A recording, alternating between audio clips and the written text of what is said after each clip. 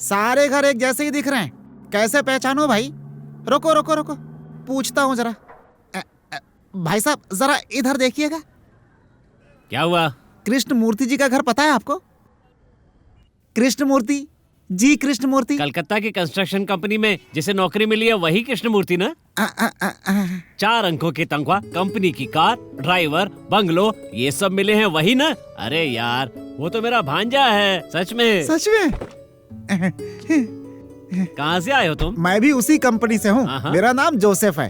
कृष्णमूर्ति जी से मिलने आया हूँ मैं। चलो तो मिला देते। ए, बाहर आओ। क्या हुआ पिताजी? कृष्णमूर्ति जी, हे भगवान, हे स्वामी, मेरी मदद कीजिए स्वामी। ये क्या कर रहे हो?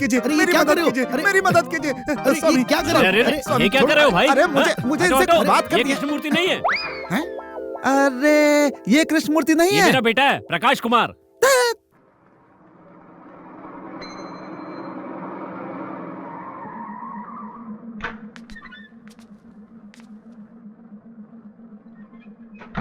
कृष्णमूर्ति। कृष्णमूर्ति जी, मेरी मदद कीजिए, मैं आपको नहीं जाने दूंगा। मेरी मदद कीजिए, मेरी मदद कीजिए। क्या कर रहे हो तुम? कौन है ये? अरे वो तो मैं भी नहीं जानता। इन्होंने कहा कि आपसे मिलना चाहते हैं, इसलिए मैं इनको यहाँ ले आया। मैं कलकत्ता कंपनी के प्रोजेक्ट में आपको असिस्ट करने वाला हूँ कृष्णमूर्ति जी। मैं के जोसेफ। ओह अच्छा अच्छा। ये तो आपकी माता जी लग रही हैं।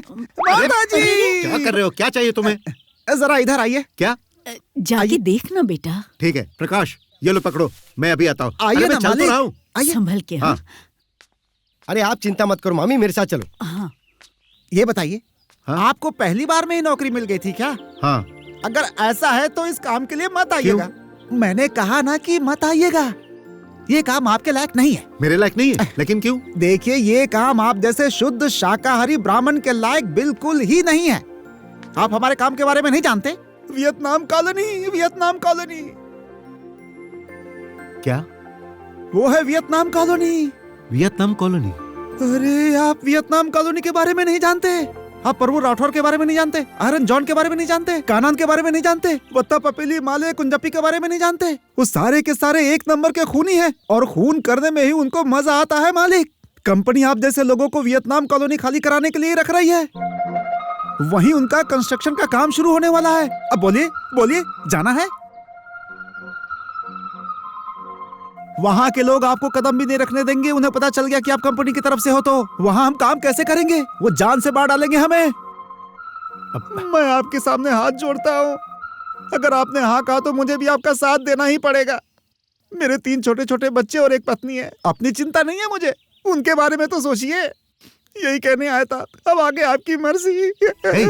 जोसेफ, अरे मैंने बंगाल में 15 साल जी तोड़ मेहनत की है।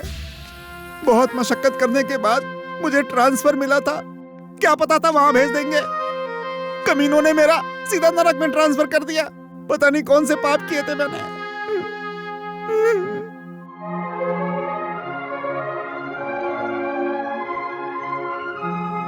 कृष्णमूर्ति, अरे मैंने तुझे कहाँ नहीं ढूंढा भाई। लेकिन जल्दी से घर चलना, वहाँ एक समस्या हो गई। क्या हुआ? जिनसे भी तूने उधार लिया ना, वो सब तेरे घर पे इकट्ठा हो गए। हे भगवान। अरे ये सब मेरे पिताजी ने किया, क्योंकि तुझे नौकरी मिल गई ना, पूरे गांव को बता दिया उन्होंने। जल्दी घर चलना यार। हाँ।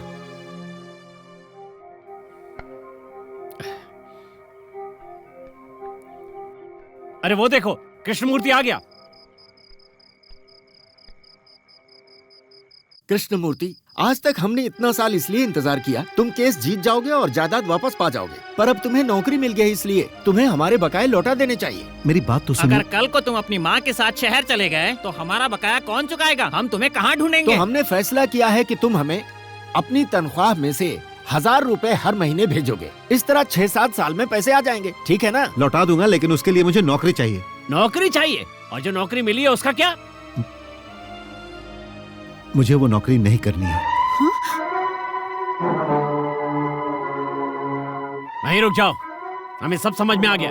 तुम ये कर्ज लौटाना नहीं चाहते, इसीलिए नौकरी ठुकरा दी है ना? सुनो, हम जानते हैं कि तुमसे पैसे कैसे निकलवाने हैं। तुम्हारे बाप ने हम सबको धोखा दिया। सुनो भाई, ऐसा नहीं है कि मैं पैसे नहीं लौटाऊंगा, लेकिन इसमें मेरे पिता को लाने की जरूरत नहीं है। हम लाएंगे, क्योंकि तुम्हारे पिताजी ने हमसे कर्ज लिया था। चुप हो जाओ, मुझे पता है तुम्हारा मुंह कैसे बंद करना है।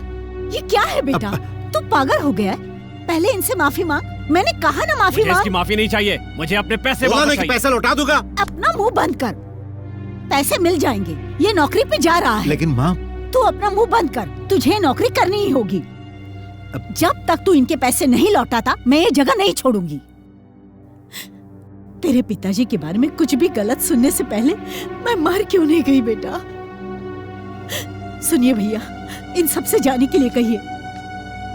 आपके पैसे देते ही मैं यहाँ से जाऊंगी। अब जाइए। चलो साहब।